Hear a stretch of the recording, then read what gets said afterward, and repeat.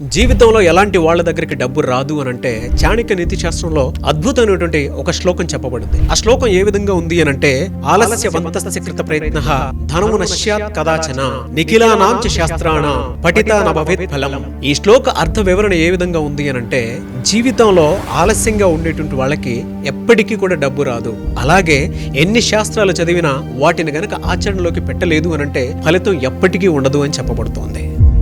ఈ ఎంటైర్ శ్లోక అర్థ వివరణ మనకేం సూచిస్తోంది అని అంటే ఆలస్యం అమృతం విషం. డబ్బు మన దగ్గరికి రావడానికి శ్రమ, సమయపాలన, చురుకుదనం ఖచ్చితంగా అవసరం అవుతాయి. కేవలం కలలు కంటే లేదా పనులను వాయిదా వేసుకుంటూ వెళ్తేనే సంపద మన ఎప్పటికీ కూడా దగ్గరికి రాదు. తర్వాత చేద్దాంలే, తర్వాత చూద్దాంలే అనుకుంటే డబ్బు ఎప్పటికీ కూడా మన చేతిలోకి రాదు అనేటువంటి విషయం సూచిస్తోంది. అలాగే మన జీవితంలో ఎన్ని శాస్త్రాలు చదివినా, ఎంత జ్ఞానం ఉన్నా సరే వాటిని ఆచరణలోకి పెట్టలేదు అనంటే డబ్బు ఎప్పటికీ రానటువంటి స్థితిలోనే మనల్ని ఉంచుతోంది అనేటువంటి విషయాన్ని ఖచ్చితంగా సూచిస్తోంది. ఇప్పుడు చెప్పండి, మీ పనుల్ని కలల్ని వాయిదా వేసుకుంటూ వెళ్తారా, ఆచరణలోకి పెడతారా? కింద కామెంట్ బాక్స్ లో పోస్ట్ చేయండి. ఒకవేళ మీరు గనక ఆచరణలోకి పెట్టలేకపోతున్నాము అనుకునేటువంటి వాళ్ళు ఫుడ్ మనీ సైకాలజీ అని 5 days నేను క్లాస్ కండక్ట్ చేయబోతున్నాను. కుబేరా బ్యాచ్ 2 అది కూడా ఆగస్ట్ 25th నుంచి ఉంటుంది. ఎవరైనా సరే ఎన్రోల్ చేసుకోవాలి అని అంటే మాత్రం స్క్రీన్ మీద మీ కాంటాక్ట్ నెంబర్ కనిపిస్తుంది. దానికి మీరు కాల్ ఆర్ మెసేజ్ వాట్సాప్ చేసి వెంటనే ఎన్రోల్ చేసుకోండి.